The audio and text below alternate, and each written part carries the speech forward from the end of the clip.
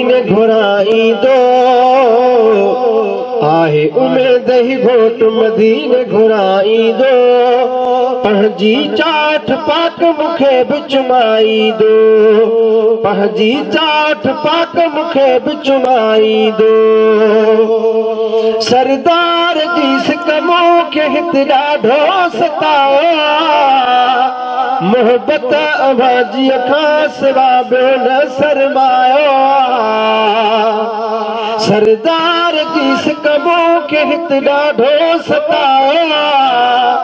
मोहबत अभाजीअ खां सिवा ॿियो न सरमायो सरकार करम फ़कीरत बि फरमाईंदो सरकार करम फ़कीरत बि फरमाईंदो पंहिंजी चाठ पाक मूंखे बि चुमाईंदो पंहिंजी चाठ पाक मूंखे बि चुमाईंदो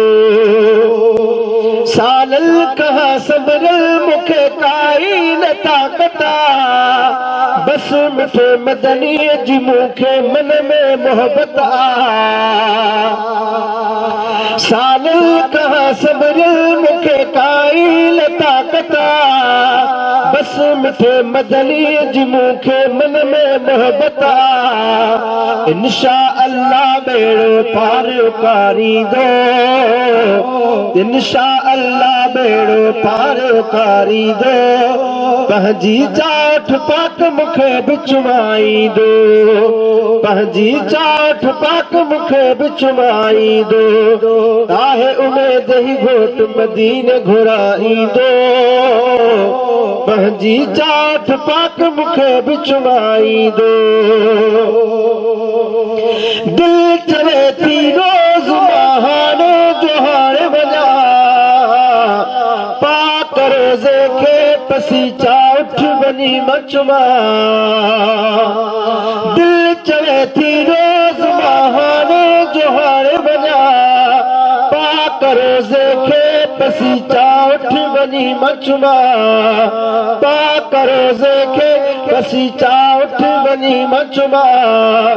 आजिज़ पियो पीढ़ीअ खे रोज़ पुकारींदो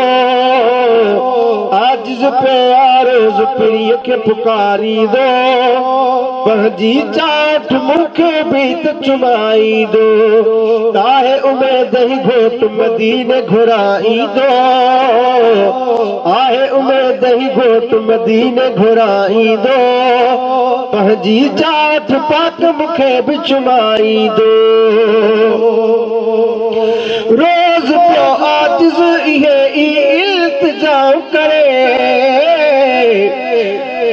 हाजी राशिद सिंध में सो रोज़ दुआऊं घुरे रोज़ पियो आजिज़ इहे इल्तिजाम करे हाजी राशिद सिंध में थो रोज़ दुआऊं घुरे अरबी मुंहिंजूं दुआऊं साल अघाईंदो अरबी मुंहिंजूं दुआऊं साल अघाईंदो पंहिंजी चाठ पाक मूंखे बि चुमाईंदो आहे उमेद ही घोट मदीने घुराईंदो